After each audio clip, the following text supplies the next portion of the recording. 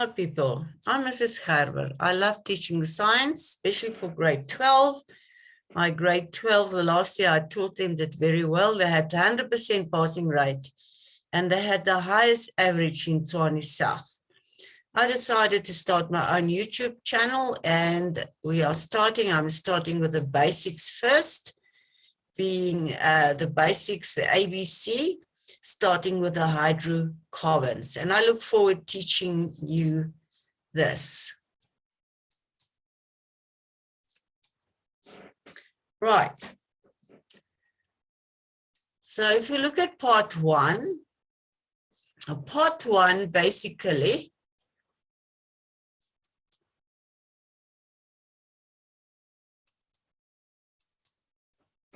looks at the hydrocarbons, as I said. So we know organic chemistry, starting at the beginning, is the branch of chemistry that deals with organic molecules. Organic molecules are the molecules that contain carbon. That's the basic that you're supposed to know. All living organisms contain carbon. And we know now that the carbon atom has 4 valence electrons, and that the carbon atom mostly forms covalent bonds. So it's got 4 bonds, being in group 4 on the periodic table. So in part one, we're going to look at the hydrocarbons. And the hydrocarbons are organic compounds that contain only carbon and hydrogen. So the hydrocarbons are then divided into the alkanes, the alkenes, and the alkynes. In organic chemistry, there are certain rules that we have to apply. So we look at basically the IUPAC name of a compound. That is the more common name, and it stands for the International Union for Pure Applied Chemistry. So we're going to look at the different examples of the IUPAC names of the hydrocarbons. And when we look at that, we have to acknowledge a prefix that comes in front of the name of the compound. Now that prefix is determined by the amount of carbon atoms. So we have to count the number of carbon atoms of the compound. The number of carbon atoms then applies or indicates the prefix. So if there's 1 carbon, the prefix will be meth. 2 carbons, eth. 3 carbons, prop. 4, but. 5, pent. 6, hex. 7, hept. We're only going to go to the 7th number of carbon atoms. Meth, eth, prop, but, pent, hex, pent. You have to know off by heart. You have to be familiar with these prefixes. Right, so the alkanes is then the first hydrocarbon structure that we're going to look at, and it consists of only 1 single bond between the 2 carbon atoms. So hydrocarbons with a 1 single bond is saturated. That means it contains the maximum number of hydrogen atoms. And because of this, this compound is unreactive. There's no bond to react with another electron, so it's unreactive. Another rule that we're going to apply continuously now in explaining the hydrocarbons is making use of a suffix. So when we look at a functional structure or functional group of alkanes, being 1 bond, the suffix is the last ane of the alkane. So the ane indicates the single bond. So in the compound's name, we're going to use a suffix that comes at the end of the name of the compound. So if you look at the structure here, then you'll find because of the 2 carbon atoms, it is eth, so meth is 1, 2 is eth, and so the prefix is then eth, and then the suffix is ane because of the single bond being ane. So the IUPAC name here is then ethane. So we can also get another example where we only have one carbon being then meth. So it's one carbon, the prefix is meth, the functional structure being single bonds, then the suffix will be ane, so it's then methane. So methane is then the IUPAC name, where there's only one carbon in an alkane, the functional group being an alkane. So methane and ethane are saturated single bonds, meaning they have got the maximum number of hydrogen atoms. We look at another structure here where we've got 3 carbon atoms. Right, so it's meth, eth, prop. So being 3 carbon atoms, the prefix will be prop. Being the functional group being single bonds, the suffix is then ane. So your molecular formula here is where we just simply count the carbon atoms and count the hydrogen atoms, being 8. So your molecular formula is C3H8. Your general formula, each hydrocarbon, each functional group has got a general formula that you have to know off by heart. The alkane's general formula is then CnH2n plus 2. This is an equation. This is a given equation. So the N stands then for the number of carbon atoms. Here we have then 3 carbon atoms. You apply the equation, 2 times 3 plus 2. That's 6 plus 2, that is 8. So your general formula, C3H8, and your molecular formula, C3H8, correlates. It is the same. The next structure where we have 4 carbons, right? So it's meth, eth, prop, but, being the functional group of single bonds. Then we have a suffix of ane, so the prefix being but, 4 carbons, the suffix being ane from an alkane functional group. So it's C4. So we have 4 times 2, that's 8 plus 2 is 10. If we then apply the general formula. So the next one being pentane, where we have 5 carbons. You always have to number your carbons as well to indicate the amount of carbons. So you've got 5 carbons here being pent. So it's pent. Functional group being an alkane. So the suffix is ane. So it's pentane. Apply your general formula here. You've got 5 times 2, that is 10, plus 2, that is 12. So your molecular formula and your general formula correlates 100%. And so on. So here we can see we've got 6 carbons. So it's meth, eth, prop, but, pent, hex. So your prefix here is hex. Your functional group is an alkyne, so it's ane. So it's hexane, hexane. So here again, you've got 6 times 2, that's 12, plus 2, that's 14, being your general formula. And it correlates also with your molecular formula, C6H4. Now, when you have then your 7 carbons, we know 7 is hept, being a single bond, being an alkyne, then it's an ane as a suffix, so it's heptane. Again, it's 7 times 2, that's 14, plus 2 is 16. That is your general formula that correlates with your molecular formula. So your general formula being your CN, H2N plus 2. So your N being your number of carbon atoms. Right. Now, what we also see here, that in your alkyne group, we find that there is a difference of 2 hydrogens from the one compound, from the previous compound to the next compound, where we have an extra carbon. And then this is known as a homologous series. So where we have 3 carbons, right? It's 3 times 2 is 6 plus 2, it's 8. This is your general formula. So where we have 4 carbons, it's 4 times 2 is 8 plus 2 is 10.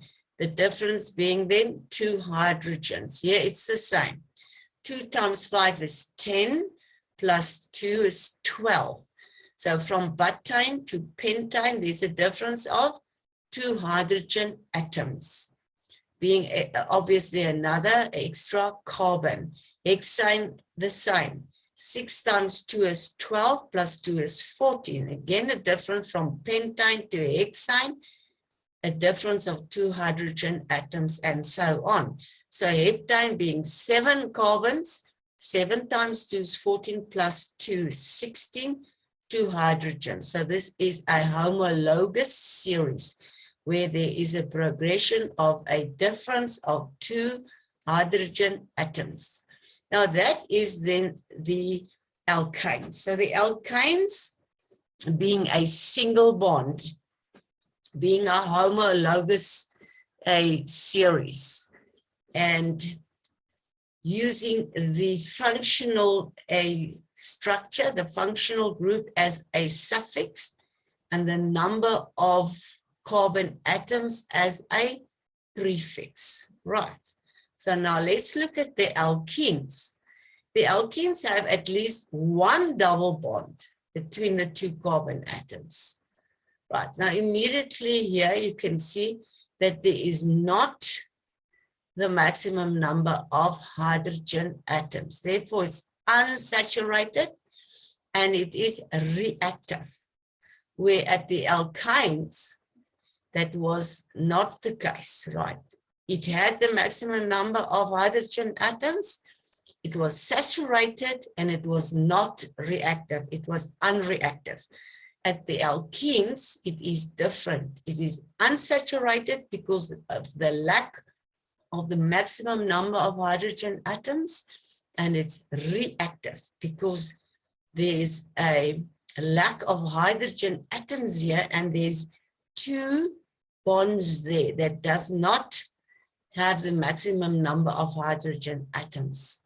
So we apply here basically the same rules. We count the number of carbon atoms as the prefix. So it's meth-eth. We look at the functional group being a double bond, functional group being an alkene. The suffix is then -ene.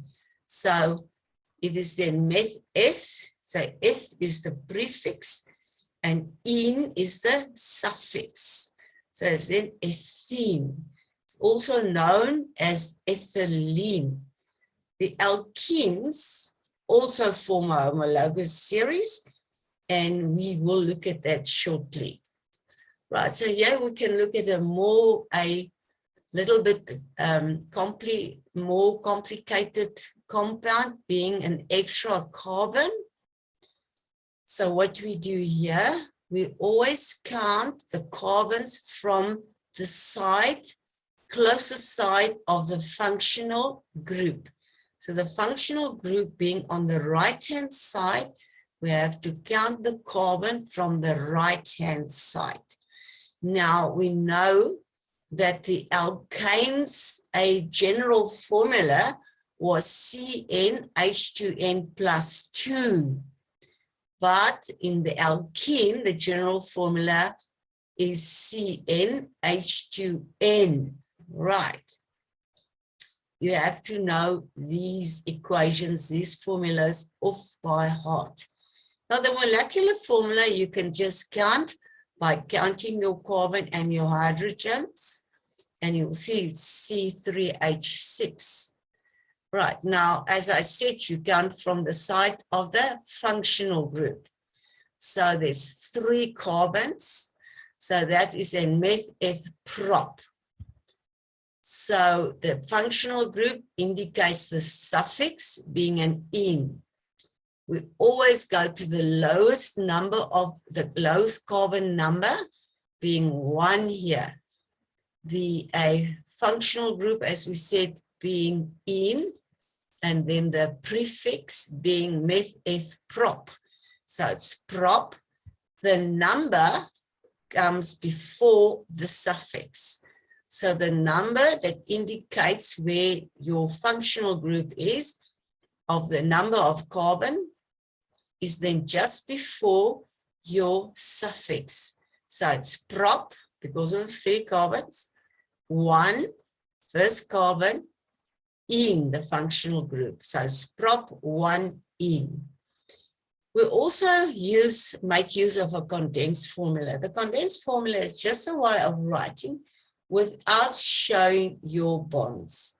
So it's CH3, CH3, CH, CH2. That is then your condensed formula.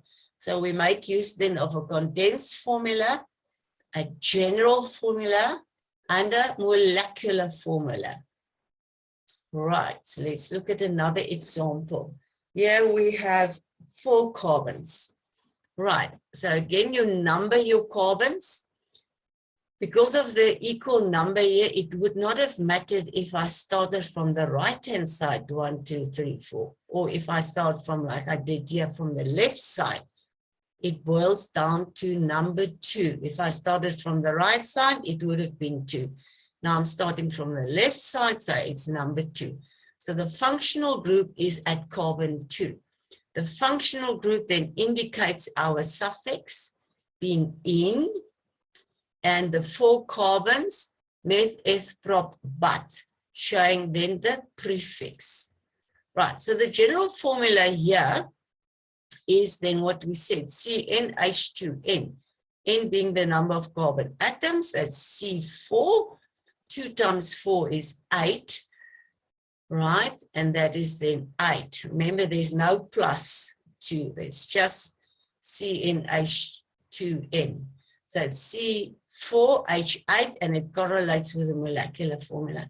So your condensed formula again here is CH3, CH, CH, and CH3. So CH3.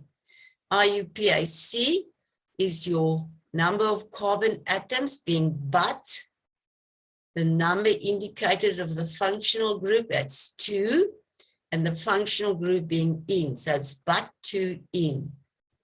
So just to repeat, you number your carbon atoms, like we said, it can be left to right or right to left here. You identify the double bond being between number 2 and number 3 carbon.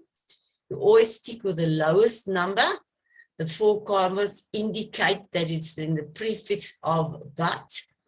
The position of the double bond, like we have said, is at the lowest number just before the suffix. And therefore, like we said, it's but 2 in. Right, now let's look. Here is 7 carbon atoms. And this is still a functional group of an alkene. Right, so 7. So by now, people, you should know meth-eth-prop, but, pent, hex, hept. So this is hept, 7 carbons, right? So the prefix being hept. Started from the left side, why? Because it's the closest to the front, to the beginning. So it's then number 3. It's a double bond. That's your suffix being "-ine". So your condensed formula, just write it exactly like it is here without your bonds. So it's CH3, CH3, CH2, C with 2 H's, CH, there's your CH, your next CH, right, your CH2, CH2, and CH3. Right, so again here, your molecular formula correlates with your general formula. Right, so if you understand the principles here, you can actually do any compound. And again, the alkenes differ with 2 hydrogen atoms from the one to the next carbon compound. So they also form a homologous series. So if you look at C, where there's C7, H14, and we look at the previous one, or the 2 carbons back, or is it actually 3 carbons back, you'll see from C4H8, let's quickly go back, C4H8, C5H10, and C6H12, C7H14, right? So that differs every time with, there you see that what I just said. We started here, C4H8, C5H10, C6H12, C7H14. You can go back and do it on a piece of paper and double check, and you'll see it works out exactly. Right, now we come to the alkynes. Now the alkynes have got a triple bond between the 2 carbon atoms. And you'll see here is less hydrogen atoms. Right, it's still 100% correct because it's 1, 2, 3, 4 bonds and 1, 2, 3, 4 bonds, but it's highly reactive because of the lack of the hydrogen atoms. And it's also unsaturated. Now, this is your simplest alkyne because you cannot form an alkyne with only 1 carbon. You have to have 2 carbons. So then it's F, being the functional group ine, the suffix, so it's F-fine. It's also known as acetylene. So this is your most simplest form of an alkyne. So the same rule applies here, where the suffix is then ine for the triple bond. Exactly the same rules. Right, look at this example where we have 3 carbons. Functional structure or functional group is at the right-hand side. So start counting 1, 2, 3. So your suffix will then be ine. Your prefix will be meth-eth-prop. So it's prop, number before the suffix, 1, first carbon, ine. So it's propyne. Condensed formula is CH3CCH. Here we have a general formula of CnH2n minus 2. So you've got your 3 carbons. You've got 2 times 3 is 6, minus 2 is 4. So I hope you can still recall the alkanes general formula being CnH2n plus 2. The alkenes being CnH2n. Now the alkynes being CnH2n minus 2. People, if you know these formulas, it's much easier to double check your work and know that you are working in the correct manner, and that your formulas will be easier done and easier. You will understand it much easier, or it will be easier for you to understand. Okay, so this is your molecular formula and this is your general formula. Right, let's look at another example. So here we've got 5 carbons, right? So your functional structure is at your left side, at your second carbon. Right, so general formula applying that, it's 5 carbons. So it's 2 times 5 minus 2, that's 10 minus 2, that's 8. If you did your molecular formula first, you'll find that the 2 would be the same. If there should be any discrepancy here, you'll know that you've done something wrong or missed something somewhere. So your condensed formula is then CH3, C, C, CH, and CH3. Now being meth, eth, prop, but pent, so you've got your 5 carbons pent. So on the second carbon, 2 functional suffix then is -ane. So it's pentane. Right. Another example where we use 6 carbons, right? So again, you can write your molecular formula first. So you count your 6 carbons. You note that your functional group is on the right-hand side. So start counting from the right-hand side. Your hydrogens are 10. So general formula you apply. So C6, H2 times 6 is 12. Minus 2, it's 10. So these two correlate, your molecular and your general formula. Your condensed formula is then CH3, CH2, CH2, C, right? That's C. Then this C here, and then CH3. There you've got CH3. Now being 6, it's hex on the second carbon to ine, hexine. All right, so it's hex to ine. That's your IUPAC name. Right, so I hope you understand the alkanes. Now, what do we know now?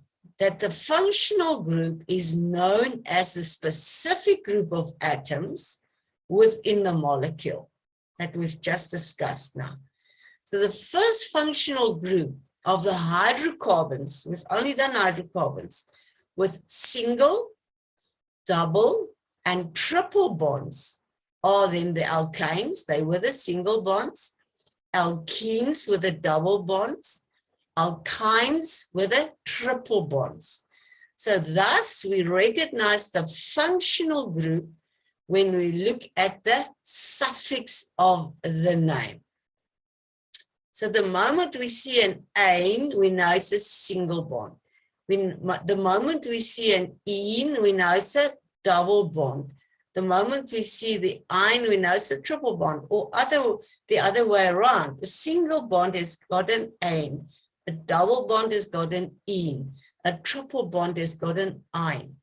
So you have to find the longest chain and count the number of carbon atoms. The number of carbon atoms will then determine the prefix, the beginning of the compound, and the functional group will determine the suffix. Now, people, this is what we've done up to now. So I really do believe that you really understand how the hydrocarbons are formed and what we have done.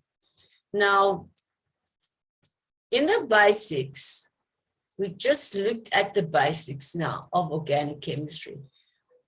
We didn't do any compounds with attachments onto the long chain of carbon atoms.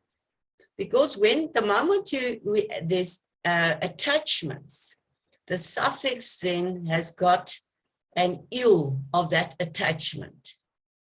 And the rule changed slightly in the compound's name, where we make use of an alphabetical order. Now, I do not want to do that now in part 1. That can come later when we've done the basics of the first 7 functional groups. So we're not going to discuss that now, but I just want to let you understand that we've done the basics. If you understand the basics, you're well on your way. And I really look forward to seeing you when we discuss the basics in part 2 concerning the haloalkanes, then the alcohols, and then we'll have part 3.